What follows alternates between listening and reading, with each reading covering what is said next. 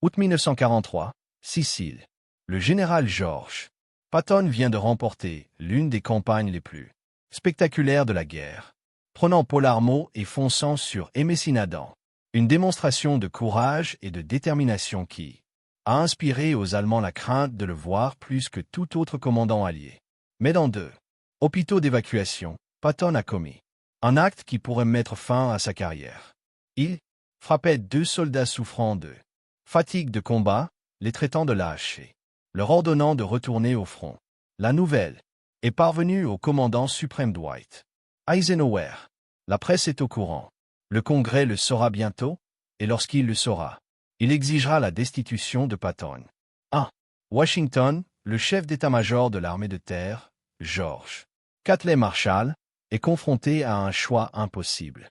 L'opinion publique sera impitoyable. Les politiciens réclameront des poursuites judiciaires. Marshall, lui, sait quelque chose que le public ignore. L'Amérique est sur le point de lancer le plus grand débarquement amphibie de l'histoire, et les Allemands attendent, sans brevet, des milliers de soldats américains risquaient de mourir inutilement. Marshall devait décider si le génie d'un général l'emportait sur son erreur de jugement catastrophique. L'avenir de la guerre était en jeu. George Catley Marshall ne prenait pas de décision sous le coup de l'émotion.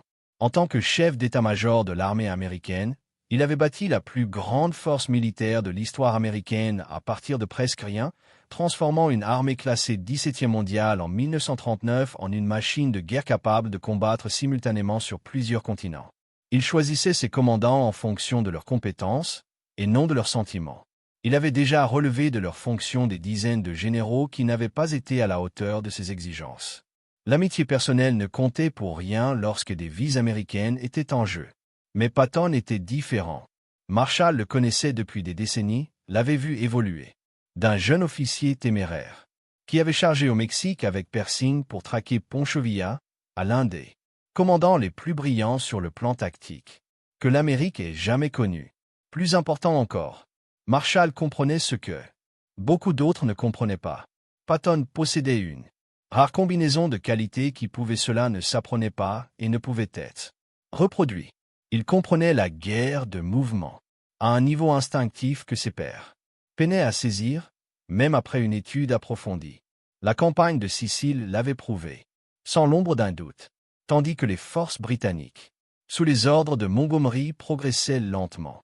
Face à une résistance allemande déterminée, la 7e armée de Patton avait déferlé sur l'île.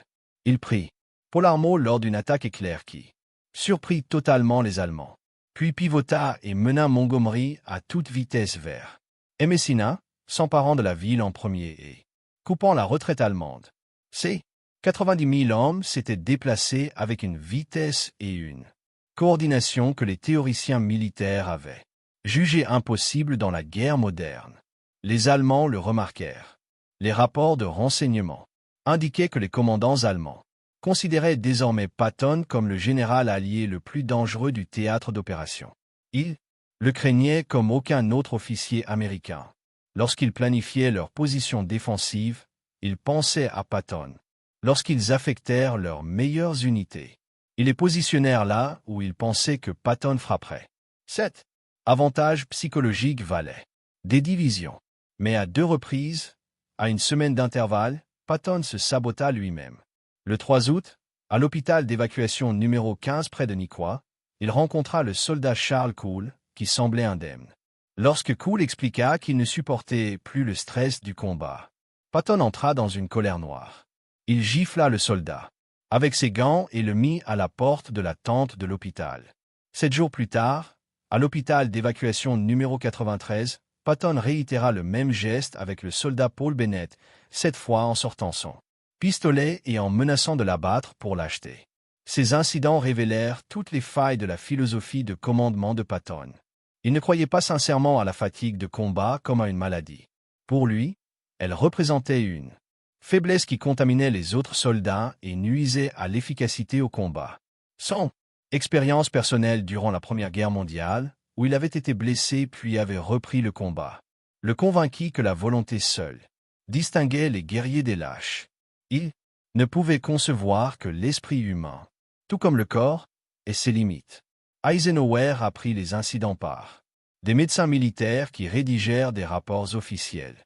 Le commandant suprême était furieux.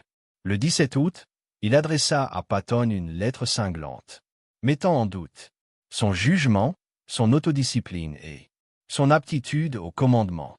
Mais, point crucial, Eisenhower ne le releva pas de ses fonctions.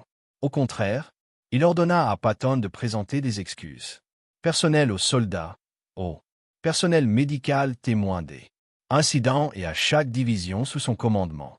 C'était une humiliation calculée pour punir Patton tout en le gardant disponible pour d'éventuels postes futurs. Les opérations. Les excuses étaient un supplice. Pour Patton, se tenir devant des milliers de soldats, admettre son erreur, était contraire à sa nature profonde. Mais, il le fit car il comprenait que l'alternative serait la fin de sa carrière. Ce qu'il ignorait, c'est que la presse avait tout appris et gardait l'affaire secrète à la demande d'Eisenhower. Ce silence ne durerait pas éternellement. Le 21 novembre 1943, le commentateur radio Drew Pearson brisa le silence. Lors de son émission du dimanche soir, Pearson révéla que le lieutenant-général George Patton avait frappé un soldat traumatisé par les bombardements dans un hôpital sicilien, qualifiant son geste d'acte de brutalité d'un officier supérieur contre un simple soldat sans défense. La réaction fut immédiate et féroce. Les éditoriaux des journaux américains explosèrent de condamnations. Le Washington Post qualifia les agissements de Patton de méprisables et mit en doute son aptitude à diriger. Les membres du Congrès, les uns après les autres, se levèrent pour le dénoncer. Le représentant Jed Johnson de l'Oklahoma qualifia l'incident de honteux. Le représentant Charles Ovin de l'Iowa, lui-même ancien combattant, déclara que les tyrans comme Patton n'avaient pas leur place dans l'armée américaine. Même certaines personnalités militaires se joignirent aux critiques. Le général à la retraite John Pershing, mentor de Patton pendant la Première Guerre mondiale, condamna publiquement le comportement de son ancien protégé. La pression politique sur le secrétaire à la guerre, Henry Stimson, devint intense. Le Sénat exigea des explications. Pourquoi Patton n'avait-il pas été traduit en cour martiale? Pourquoi portait-il encore elle uniforme? Stimson se retrouva à défendre un général qui avait commis des actes qui, selon le droit militaire, pouvaient constituer une agression. La relation soigneusement entretenue entre le ministère de la Guerre et le Congrès était mise à mal par l'incapacité d'un seul homme à maîtriser son tempérament. Dans son bureau au Pentagone, Marshall lisait les rapports de renseignement et les coupures de presse avec une inquiétude croissante. La fureur publique était encore pire que prévu. Mais l'attention de Marshall était concentrée sur quelque chose que le public américain ignorait, la réaction allemande. Grâce aux renseignements électromagnétiques et à l'interrogatoire des officiers capturés, les services de renseignement alliés avaient appris que les Allemands considéraient la disgrâce apparente de Patton comme authentique. Ils croyaient que les incidents de gifles avaient mis fin à sa carrière au front. Certains commandants allemands étaient même soulagés, pensant qu'ils n'auraient plus à affronter le général américain le plus agressif. Cela donna une idée à Marshall. Mais d'abord, il devait s'assurer que Patton survive à la tempête politique. Stimson avait besoin d'arguments pour défendre la décision du département de la guerre de maintenir Patton, et Marshall devait le lui fournir. Le chef d'état-major comprenait qu'il ne défendait pas seulement un général, mais un atout stratégique irremplaçable. Marshall consulta Stimson et le secrétaire adjoint à la guerre, John McCloy. Ensemble, ils élaborèrent une réponse qui présenterait la question sous un angle militaire sans détour. Stimson écrivit au Sénat, et sa lettre contenait des passages que Marshall avait soigneusement examinés. Le secrétaire affirmait que Patton devait être maintenu en poste en raison de la nécessité de son leadership offensif et victorieux dans les batailles acharnées qui allaient encore mener à la victoire finale. Il s'agissait d'un appel direct à la nécessité militaire plutôt qu'à l'opportunisme politique. La lettre se poursuivait par une évaluation qui reflétait la pensée stratégique de Marshall. Patton était le seul commandant d'armée disponible possédant une expérience réelle des combats contre le maréchal Ramel et des opérations de débarquement amphibie de grande envergure suivies de campagnes d'exploitation rapide. Ce n'était pas une exagération.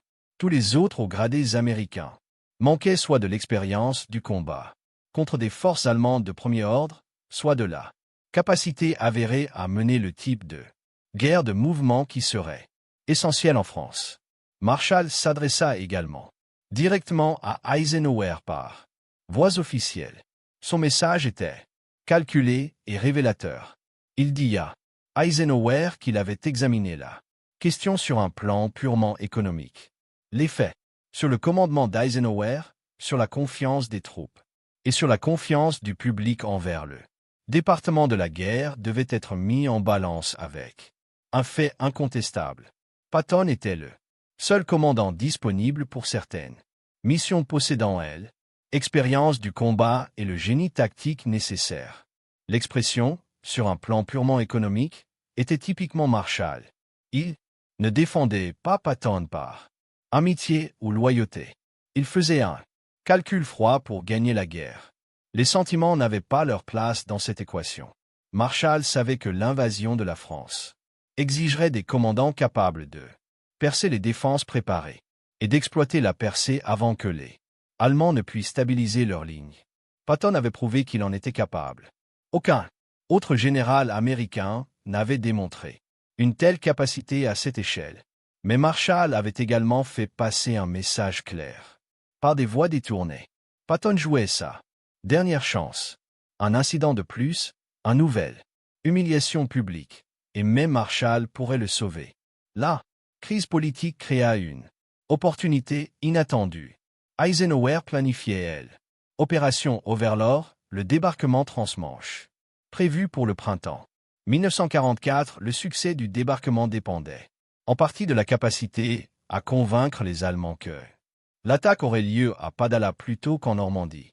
Pour que cette supercherie fonctionne, les Alliés devaient faire croire aux Allemands qu'un important groupe d'armées se rassemblait dans le sud-est de l'Angleterre, prêt à frapper à travers la partie la plus étroite de la Manche. La Phantom Force était désignée comme le premier groupe d'armées des États-Unis, et elle avait besoin d'un commandant que les Allemands jugeraient crédible. Il fallait quelqu'un réputé pour son action agressive, quelqu'un dont les Allemands s'attendraient à ce qu'il dirige la force d'invasion principale. Malgré sa disgrâce apparente, ou peut-être à cause d'elle, Patton était le choix évident. Les Allemands connaissaient son nom et craignaient ses capacités. Si les renseignements indiquaient que Patton commandait le FUSAG, les planificateurs allemands supposeraient que c'est là que le véritable débarquement aurait lieu. Marshall comprit immédiatement la dimension psychologique de la guerre. Les incidents de gifles, qui avaient presque ruiné la carrière de Patton, pouvaient en réalité renforcer la supercherie. Les services de renseignement allemands avaient eu connaissance de ces incidents grâce à la couverture médiatique et aux communications alliées qui avaient été délibérément divulguées. Ils interprétèrent l'affectation de Patton au FUSAG comme une tentative de sauver la face, un moyen de le maintenir en uniforme sans lui confier de commandement opérationnel. Cela rendit la supercherie plus crédible.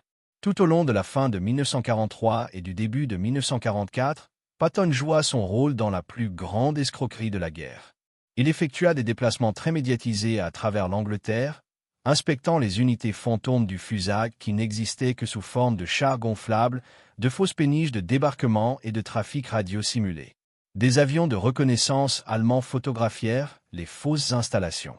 Les services de renseignement allemands interceptèrent les fausses communications et les services de renseignement militaires allemands conclurent que la principale force d'invasion se trouvait exactement là où les planificateurs alliés voulaient la faire croire. La supercherie persista même après le jour J, lorsque les forces alliées débarquèrent en Normandie le 6 juin. Les commandants allemands hésitèrent à engager leurs réserves stratégiques car ils pensaient que le débarquement en Normandie était une déroute. Ils maintinrent la 15e armée à Pastakhalala, attendant l'assaut de Patton qui n'aurait jamais lieu. Cela donna aux forces alliées un temps crucial pour établir leur tête de pont et commencer les opérations de percée. Mais Patton était avide de commandement. Cette semaine après le jour J, alors que les forces alliées peinaient encore à percer les lignes normandes, Marshall et Eisenhower finirent par le libérer. Le 1er août 1944, la 3e armée de Patton devint opérationnelle. En France, l'impact fut immédiat et dramatique, tandis que d'autres forces américaines et britanniques peinaient à avancer de quelques kilomètres au prix d'énormes pertes.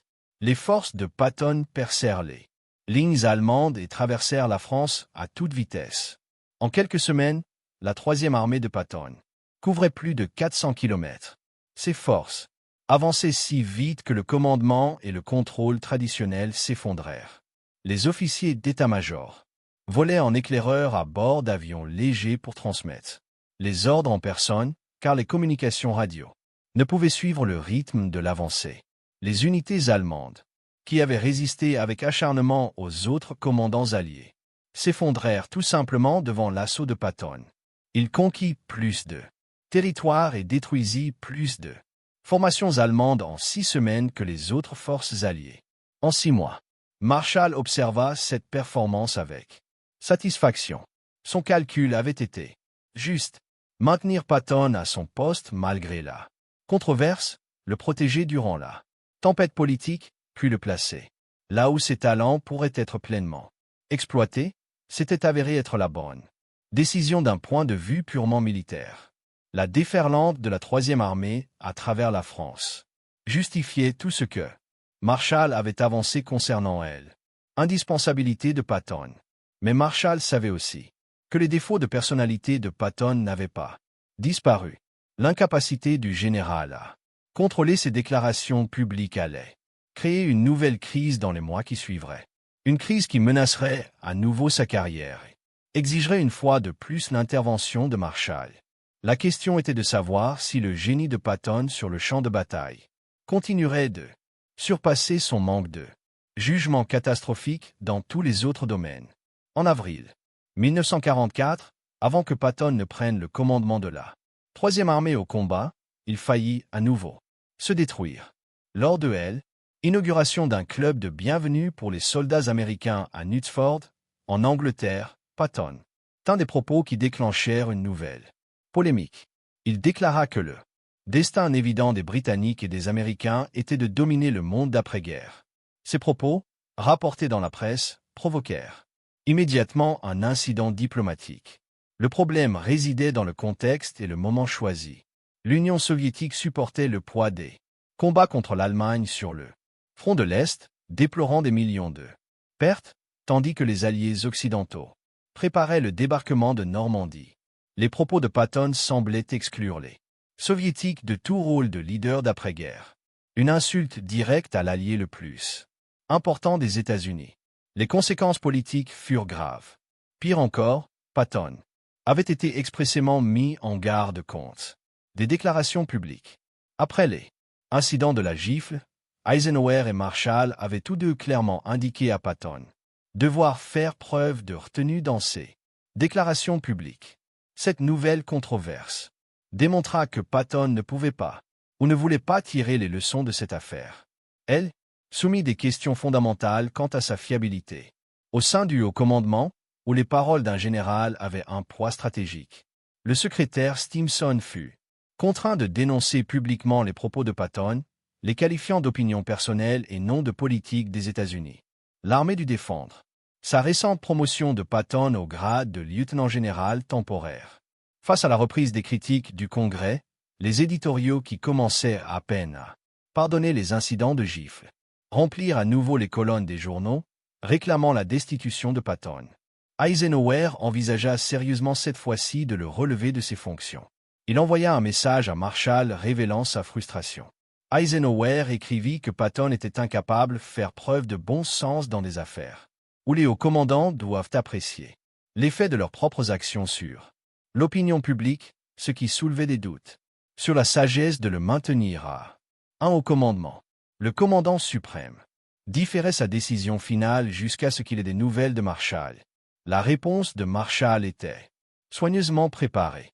Il nota qu'il avait envisagé la question sur une base purement professionnelle, la même expression qu'il avait utilisée lors de la crise de l'incident de la gifle.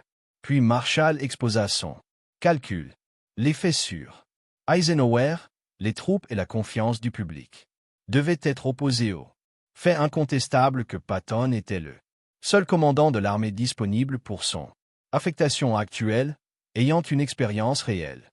Du combat contre AML et de la conduite. D'opérations de débarquement de grande envergure, suivies. De campagnes d'exploitation rapide. Le message était clair. Marshall disait à Eisenhower de maintenir Patton en poste car la situation militaire l'exigeait. Les sentiments personnels, les préoccupations en matière de relations publiques et les pressions politiques étaient secondaires par rapport à la nécessité opérationnelle. Marshall n'excusait pas le comportement de Patton. Il prenait une décision de commandement fondée sur ce qu'il estimait être le meilleur moyen de sauver des vies américaines et de gagner la guerre plus rapidement. Eisenhower suivit les conseils de Marshall et maintint Patton à son commandement, tout en lui adressant un dernier avertissement.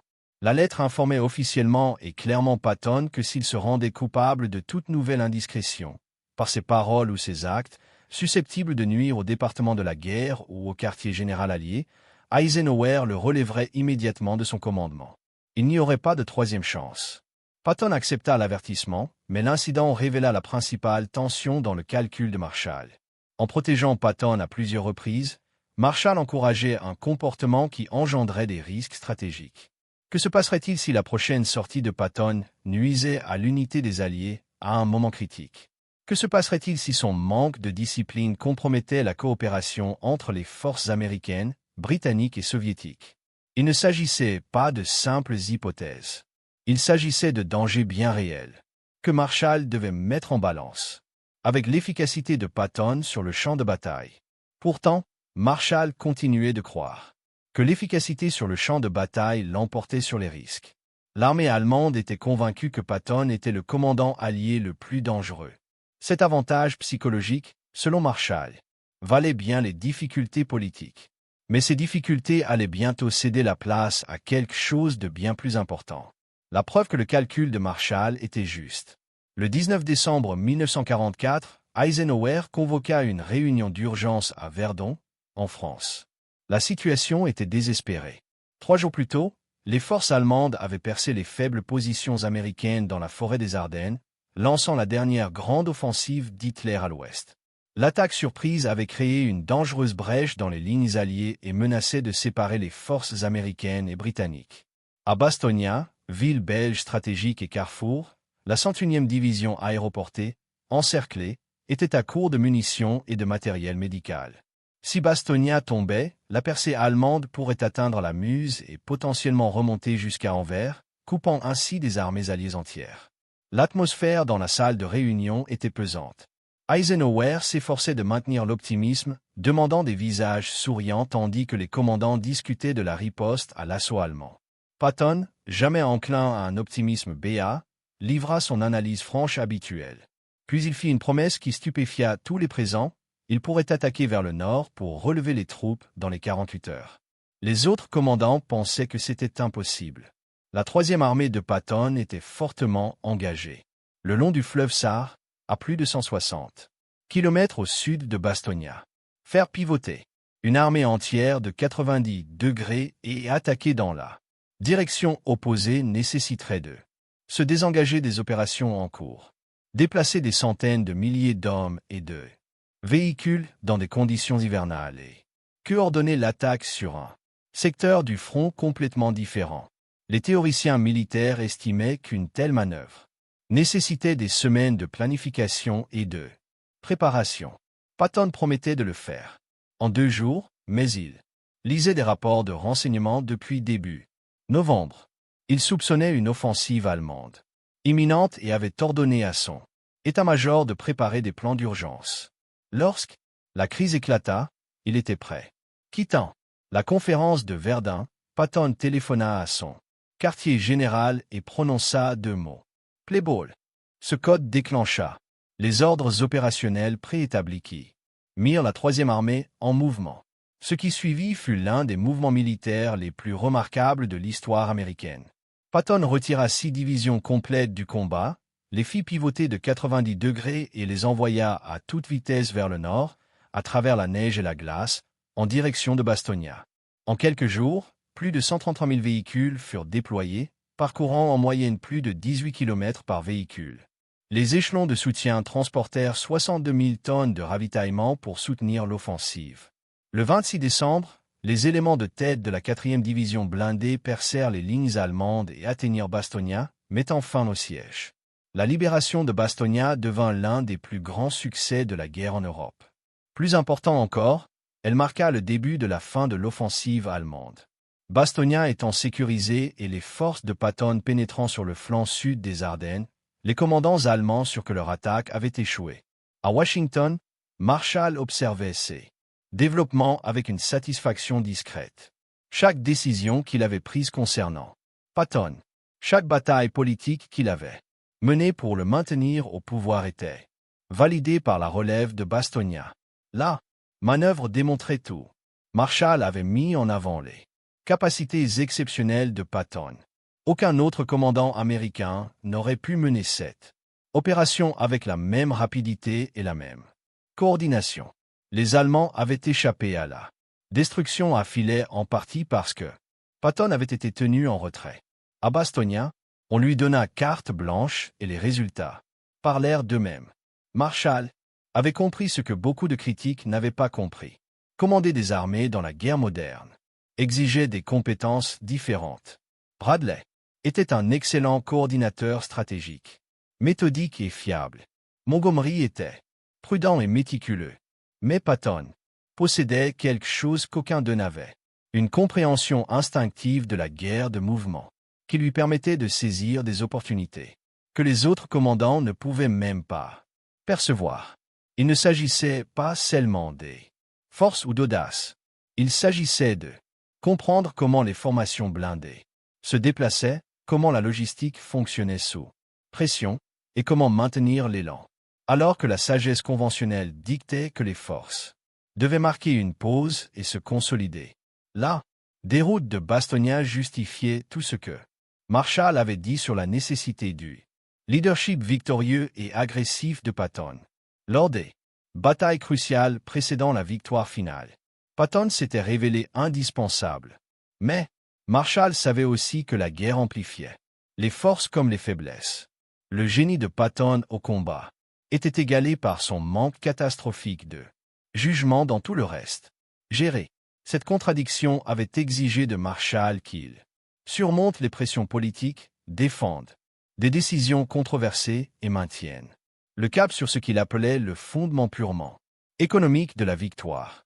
L'histoire débattrait de la pertinence du choix de Marshall. Ce qui était indiscutable, c'était le résultat.